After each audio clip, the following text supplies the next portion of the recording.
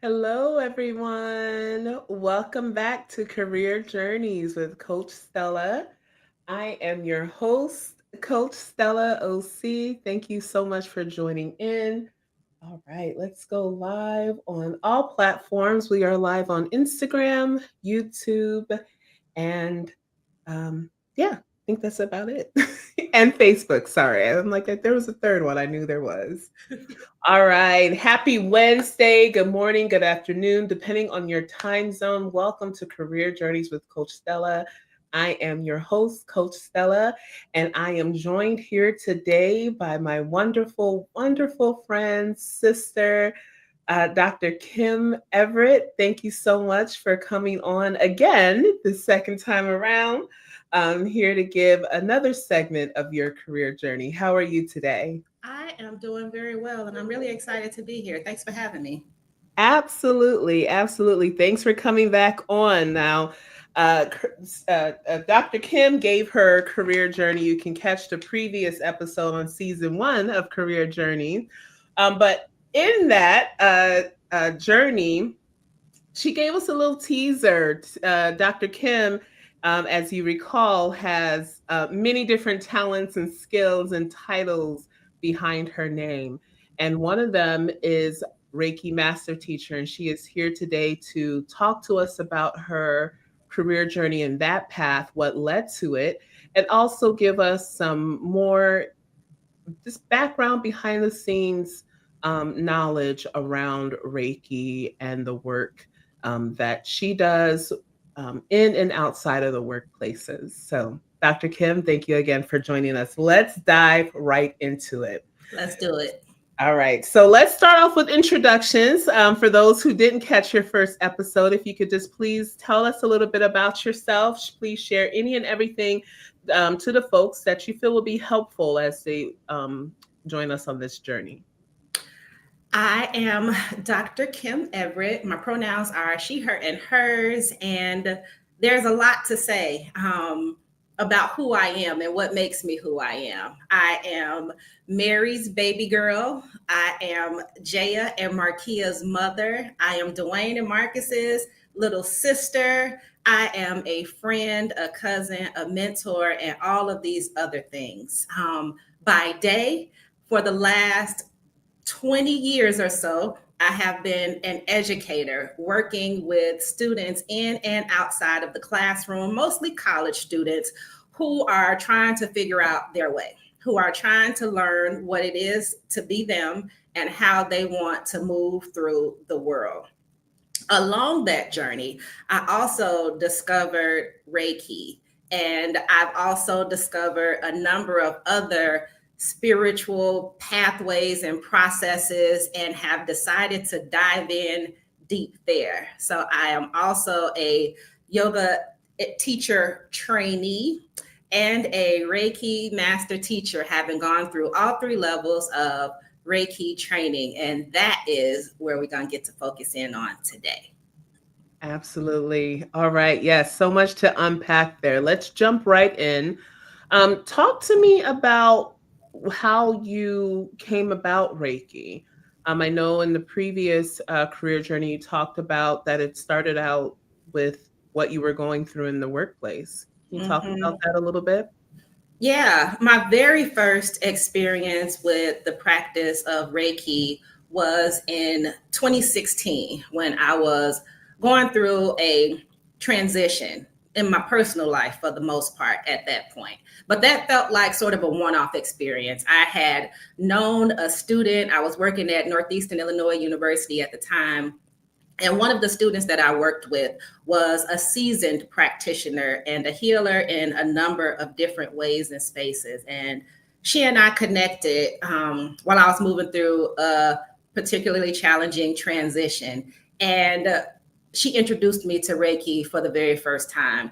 But it was years later before I really dove into the practice and started to engage with the practitioner on a regular basis when I was moving through another challenging transition, this one more specifically in the workplace, and was on the brink of burnout and depletion.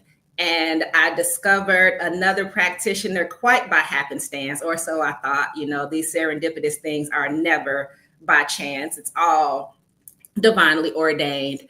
And it was through her that I was able to start to build sort of this web of support that was able to help me pinpoint and identify the places where life was starting to challenge me, but also provide me some relief and solutions around it. And so, also in the workplace, I got to know a wonderful practitioner and another Reiki master teacher who became my instructor. And she and I have been rocking and rolling as partners in healing my own and that for others as well. I found it fascinating that you discovered these folks in the workplace.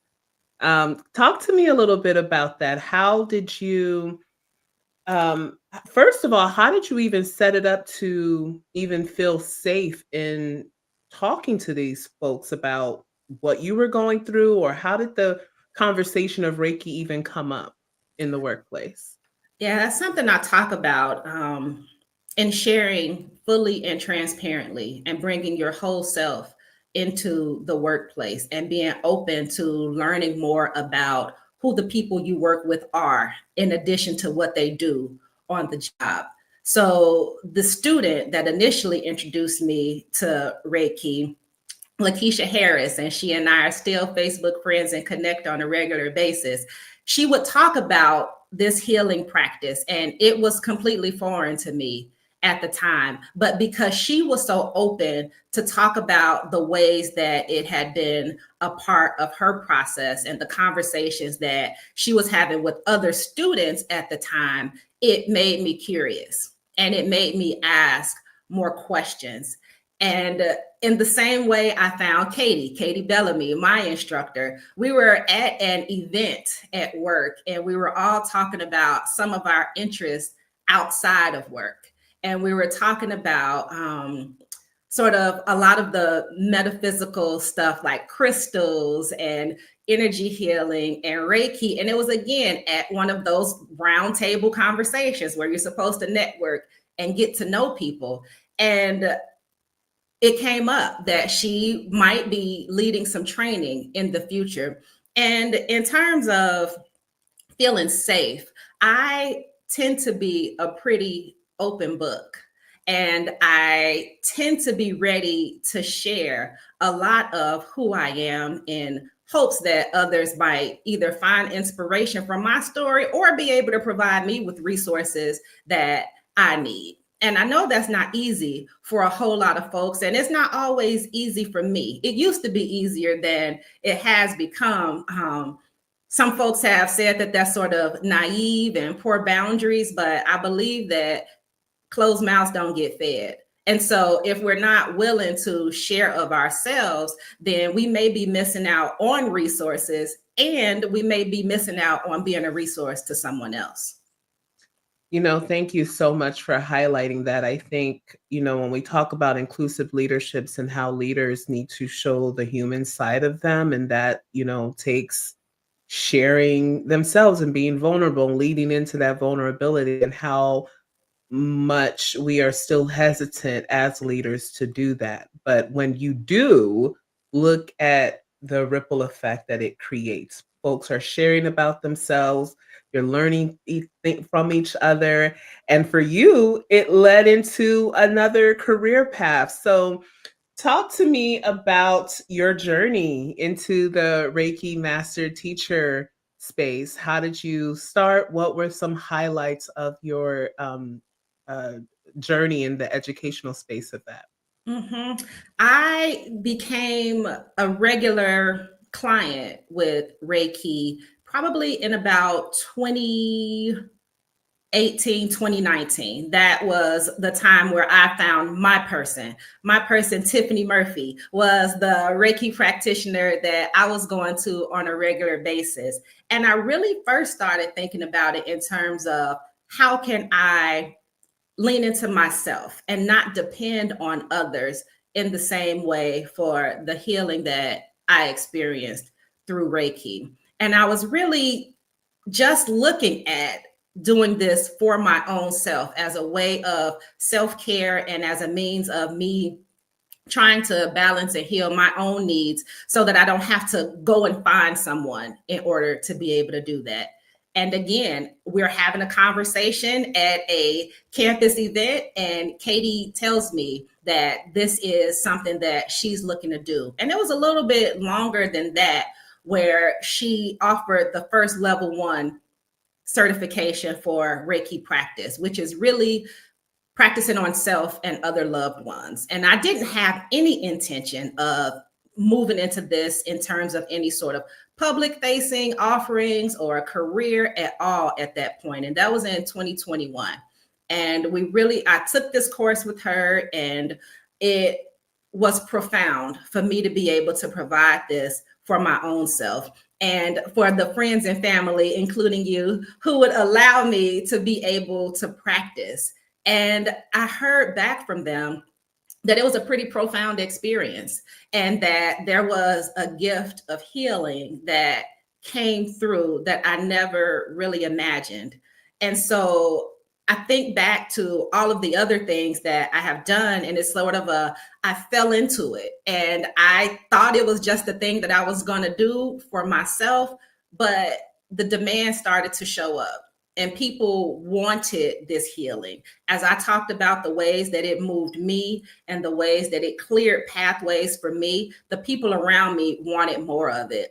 And so I continued with my studies. I went to Katie's second level course, and I learned a little bit more about how to heal others, how to work with the energy of others, some advanced techniques and the such. And I fell in love. I fell in love. I still was not trying to practice publicly or trying to practice as a business at that point, but it called out to me, and more people started to ask for it.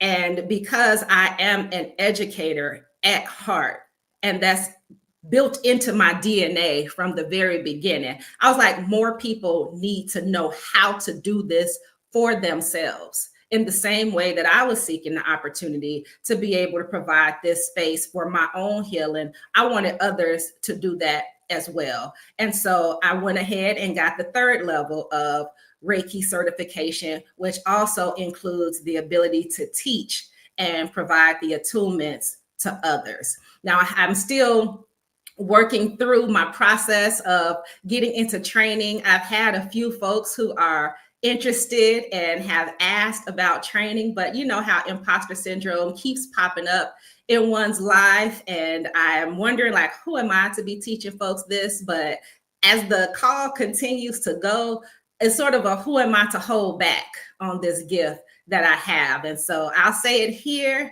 and y'all hold me accountable. It's time for me to start the training processes. So as I'm looking around and seeing folks who are looking for new pathways to heal themselves, new pathways to reflect and engage and care for themselves in the world that we live in today, it's time for me to start teaching other folks how to do this great gift that I've gotten.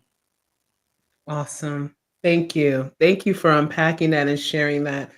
And it's a great segue. So, Reiki is while I know it's not a new tradition, a new practice, it's new to a lot of folks. I mean, 2021 is where, when witnessing you firsthand go through the journey for me is when I started honestly just becoming aware of it. So, can you just in explain it like you're explaining it to your goddaughter, your 8-year-old goddaughter? What is Reiki? Reiki is an ancient Japanese healing art form. The idea is to tap into source energy or divine energy, and the client draws in the energy themselves. I like to use the analogy of a lamp. If my client is the lamp, and the outlet is the connection to source, God, universe, a number of different names that we may call it, then I'm the cord. It's not my energy that you are getting. I am simply the connection from you to source. And I provide a conduit for you to draw in the healing energy that you need. It's an intuitive process. It is a process that folks tend to find very relaxing, very warming, and also stimulating in the ways that they need it to be.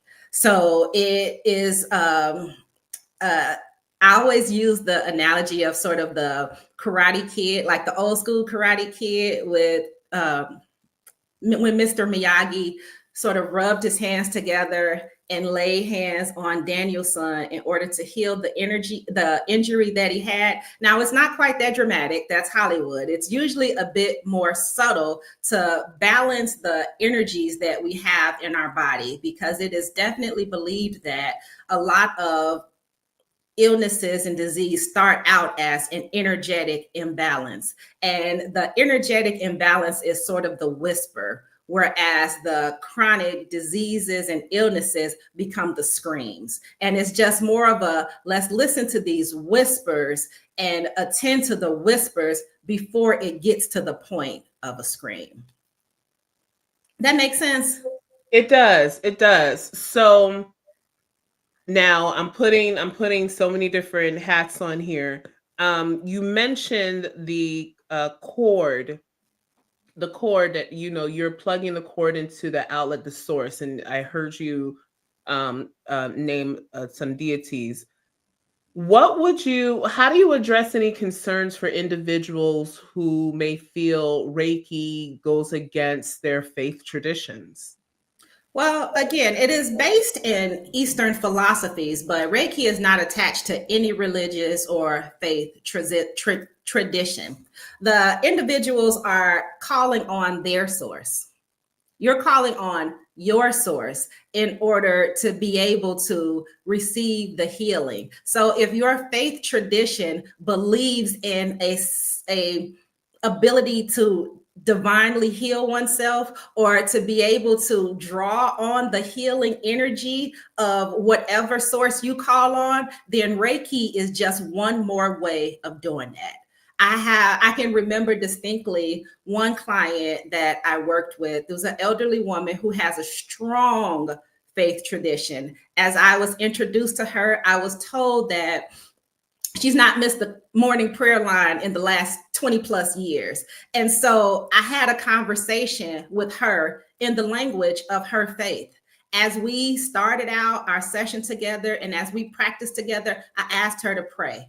I asked her to pray in the ways that she prays. And I asked her to, again, invite in source for her.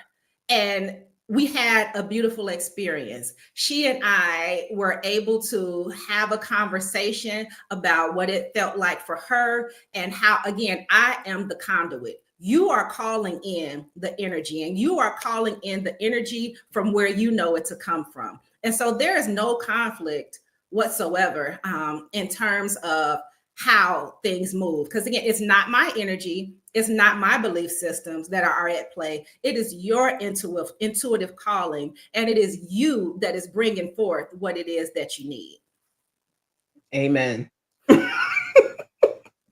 You preach it. I will say in my experience, my conversations with God has just gotten so it's gotten better. It's Mm. gotten better. Like I'm listening more. I'm pausing more so I can listen because I can I get ahead of myself a lot. And so I will say that that's been my experience, is that I'm able to actively listen to what God is trying and has been trying to tell and show me. So thank you for delving into that. I know that that's probably something you get a lot as you get folks who are interested or just looking for another outlet, looking for another tool to add to their healing belt. And so this segment of Career Journeys is dedicated to healing while working. Can you talk about how you've been able to enter in and do Reiki practices in the corporate wellness space? Oh, yeah, I've had a chance to do that a few times. And my approach to wellness spaces extends beyond the Reiki practice as well. It's always there and embedded, but I really want to help folks tune into their purpose, tune into what it is that you're put here on this planet to do, and to be able to set a plan for aligned action in pursuit of that. One of my first sort of Reiki specific opportunities was at a conference. There was a conference of birth justice practitioners. And as with most mission driven organizations, they were looking to walk their talk. And so it's always a matter of healer, heal thyself, or who is taking care of the caregivers. And so I had an opportunity to spend 15 minutes per person providing a quick shot of Reiki to folks while they were at this conference. And again, remember to date, I had really practiced on friends and family and referrals from friends and family. But this day, I got a chance to practice on complete strangers who I had never seen before and may never see again. And I think that day there were 15 people who came into the space for their healing journeys. And I heard so many different responses and reactions to the experiences that they had. The conversations that we shared gave them profound insights on what was happening in their lives. And again, I've never seen these people before, so I could not have guessed as to what was happening with them. But the ways that the energy moved from their source through me and into them was real and profound in a number of different ways and spaces. And that was incredibly affirming. I've also had the opportunity to share Reiki at a corporate wellness retreat in collaboration with my instructor. And it was again sort of the quick shots of Reiki as they were looking at wellness for the members of their team. And I was able to share a message with one person in particular, and he was completely surprised by the word that I had for him. But he told me it was spot on. And we had more conversation about that later. And then there's also been opportunities for me to not necessarily work with the Reiki energy directly, but to be led through this idea of purpose and energy reset for a couple of other opportunities. Right now, I am in the wrapping up a sort of a coaching program with leaders of crisis response teams. And the healing that happens in that space every other Monday is nothing short of amazing. My role in all of this is really to just open up a space for people to pause, like you said, think about what it is that they need, and then call in that need. And that is what it is that I do across all of these opportunities. I love it. I love it. Thank you for sharing that. So Dr. Kim, if someone was interested in your services but doesn't live is not available for in person, is this something you can do remotely, virtually, and what does that look like? Absolutely. This energy knows no time or space or distance. Having remote sessions is really a matter of giving me permission to kind of tune in and connect with you. And then it's still just the same as if I were laying my hands on you. You are simply still calling in the energy that you need, and divine source still finds you, and it still gets you exactly what you need. It stays as long as it needs to stay, and it knows exactly where to go. Awesome. And where can folks find you? The best way to get a hold of me, I'm getting back into my practice. So, again, you all will keep me accountable. But my Instagram is the best way to get a hold of me and talk. And that is at Dr. Kim on Purpose. And you can also learn a little bit more about me and my approach and my philosophy and background at my website, which is www.drkimonpurpose.com. All right. Awesome. Thank you. Thank you so much, Dr. Kim. Not gonna let you off the hook just yet. I'm gonna want to pick your brain. Q4, we talk about the season of Q4 being grind mode. And your folks are just go, go, go, go, go up until the winter the holiday shutdown, whatever folks like to the break, the 1 week break that we've been consistently been getting, although I hear some companies are doing away with it. Take a Absolutely. breath there, take a breath, take a breath. But Q4 is notoriously known for grind mode. And yet, Mhm. burnout is still a thing. Folks are running on empty. So, in your experience, can you talk about some small ritual or daily habits that can help folks feel centered or reground themselves as they're dealing and having to show up and perform during these times? I can think of a few things. And this was just what we talked about on Monday with that coaching group that I was sharing about. We talked about these micro self renewals and the little things that you can do to fill your cup. And it could be something as simple as pause, as you said earlier, slow down, breathe a little bit before you walk into the meeting. Slow down and breathe a little bit before you start your work shift. Wake up in the morning and set an intention for how you want to see this day unfold. And as the day progresses, continue to revisit that intention. Take a breath.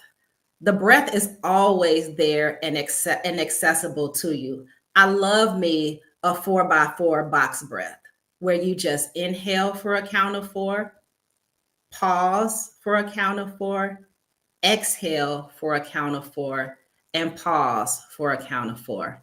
That has saved my life in times where I was to get ready to sort of run off at the mouth or say something that I may have regretted later. But that box breath gave me the space to stop, think, reset my nervous system, and be ready to respond or reply as opposed to responding or reacting. Little things like hydrating yourself. Take a sip of water throughout the day and eat. This is one that continues to be a work for me. Feed yourself so that your body and mind are operating optimally. Those are some of the little bitty things that you can do. During that coaching call just the other day, one of the participants did a profound thing that seems small. There was a phone call that came through, and she looked and she said, "That's not urgent," and continue with the conversation. Really stop and assess whether or not everything needs your attention right now. Some things do, but they don't always. So give yourself permission to really think about that. And those are some of the sort of micro things that you can do. But on a more proactive basis, setting a morning routine. For me, my morning routine needs to include meditation as soon as I am able to. That gives me the space to set an intention for my day and to really direct how the day may go. I am getting in the habit now of giving myself some nutrition first thing in the morning. And I've never been a big breakfast girl. And so I have a shake that I prepare for myself and think of it as fuel. I have to do these things every single day in order for me to be able to function through the day. One of the things that my yoga instructor talked to us about was keep up and you will be kept up. It seems like a thing to take time out of the morning to practice these things, but if you keep up with them, they will keep you up. Consistency. Exactly. Consistency. We can all fall off. We're human. Things happen. One thing that stood out to me um, in some of the tactics that you shared, oh, I just had it. Um, Now I'm kicking myself. Um, this is why I put myself on mute because I turn into the amen choir over here. I'm like, That's what I'm doing I over need here. that though. So stop muting yourself. Let me know if I'm on to something. Yes. You were touching so many points. Um, oh my goodness. Okay, it's gonna come back to me. Okay. But those tactics, yes, but consistency is key. I love the keep up so you don't have to what? Keep up and you will be kept up. Keep up and you will be kept up. Absolutely. Um, we all fall off the wagon, but yet, getting back on day by day, it gets better. But okay, now it came back to me. Okay. Just hold on. Oh, you talked about first thing you do in the morning, meditate or the micro affirmations or the micro, what did you call it? Micro Micro renewals. renewals. That is especially important when you've had a bad day. Oh yeah. You come home from a day and you're just like, oh my God. Especially if you didn't anticipate it being a bad day. I always say to myself, all right, do what you need to do to bring you some type of micro joy. For me, I'm very intentional about the bedtime routine that night with my little ones to kind of center me back to my why. um, but I love what you said about in the morning. All right, it's a brand new day. Yesterday is gone. What happened happened. I'm gonna take the lessons, leave the emotion, and move forward. The Mhm. micro, And you So have agency in how today will go. It ab- doesn't just happen to you. You have power in what you want your day to look like. but sometimes you feel like you don't have Mhm. control if you're walking into a toxic work environment and you have that boss or that colleague that's just you can't control them. Mm-mm. So what are your thoughts? That's If where I the work can't comes in. That's where you pause and be ready to respond as opposed to just reacting. That is where you set your intention for the morning and you remember that intention. You say, I told myself I was going to have a good day today. I told my, you are not about to steal my joy. I am going to have a good day. I'm listening to this thing that you're talking about, and I am going to remember why I got up today. And I'm going to keep that why in front of me throughout the whole process. I'm going to take this moment and breathe. I'm going to take this sip of water to keep myself from saying this thing that I'm thinking about saying. And I'm going to give myself a moment to pause, and then after that, like you said, I am going to go and purposely find this thing that brings me joy. I remember for me, that was the ride home with my youngest daughter. We would ride home after that work day, and she would tell me about her day, and I would tell her about my day, and the frustrations of the work day would melt away as we moved down Lakeshore Drive. And that made all the difference in that process. And then when I got home, my kids knew, give me 20 minutes to shake this day off me. And once I have those 20 minutes to shake this day off of me, I will come out here and do what really matters, which is be a part of this family and look after you all. Yes. So when the responsibilities don't stop after you leave work, what do you need to do to get centered? Thank you for sharing those different tactics. The other piece I hear in that is the power of community, the power of finding your people in the workplace and also outside the workplace. You need your Absolutely. people. You Absolutely. need your people. And one Happy of my hour. favorite communal processes is witnessing. I share with you what's going on with me. And this is one of the things I love, particularly about our friendship, but I have it in all of the people that I care about. You're able to reflect back to me the strength that you hear in the ways that I move. And you're able to reflect back to me what you gain from the ways that I show up. And I do the very same thing for you. As you are sharing what is happening, I reflect back to you the strength that I hear in how you are moving. And I reflect back to you the ways that you inspire me.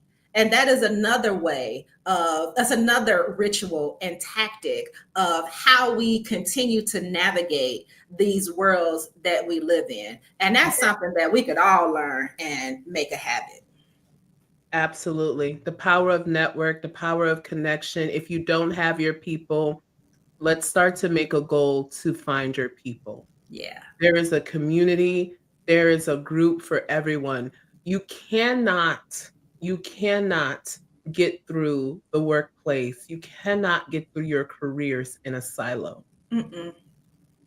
If Mm-mm. nothing else you take from these wellness and these career journeys, whether it's healing in the workplace or just overall career journeys, the number one theme that I'm seeing here is that it's not done in a vacuum. It's not done in a silo.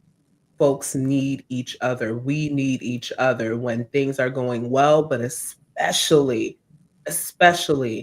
when it's not going well. Mm-hmm. Mm-hmm. Dr. Kim, thank you so much for imparting all your wisdom with us today. I know I'll expect the invoice in the email. Nah, not this time. Not All this right, time. all right, all right. I'm here for the people. All right. So, we are at time, believe it or not. Oh I wow. know, I know. All right. So, I do have some round of questions, but I do want to just give you space if there are any closing advice, sage nuggets, or folks or things that you would like to share with folks as they are closing out Q4 and going through and showing up and showing out in the workplace. The time that you take to take care of yourself is not indulgence. It's absolutely necessary. Yes, you probably could continue to trudge through and try to make it work. But if you take that moment to pause and look after yourself, then you will do more and better than you could have if you were to just try to thug it out and tough it through. So self care really can help you to be more productive. And I don't want to think about it like that, but it gives you the ability to be able to be clearer and sharper and better able to do the thing that you were put here to do. So again, if you keep up, you'll be kept up and it'll all get done. Awesome. Period. Thank you so much, Dr. Kim. Before I let you go, I have a lightning round of questions for you. Okay. Top of mind thinking, don't think too hard. Just want to pick your brain and get some more daily things that you may do or top of mind stuff that you think about. You ready? Yes. All right. First one, a morning ritual that you try not to break. Meditation. All right. A book that has made a huge impact or that you keep coming back to. The Alchemist. Period. That's also a common book as well. Alchemists and the Four Agreements have Yep. The been four agreements are on this poster right here behind me. I keep it around constantly. awesome. All right. What is one song that automatically shifts your mood? Yolanda Adams, Open My Heart. Mm, I like that. All right. And the last question, complete this sentence. Lately, I'm learning to. Take care of me. Mm, Move in alignment. awesome. Dr. Kim, thank you so much for joining us today on Career Journeys Healing While Working. Please sure to check out Dr. Kim on purpose.com and tune in next Wednesday. We have our last guest on Career Journeys Healing While Working. It's sure to be another great, impactful conversation. Be sure to follow me on my Instagram channel at Coach Stella OC, as well as subscribe to my YouTube channel, Career Journeys with Coach Stella. You can also feel free to find me on LinkedIn if you're looking for any coaching services or just overall want to chat and connect. All right. We'll see you next week, everyone. Be well. Take care.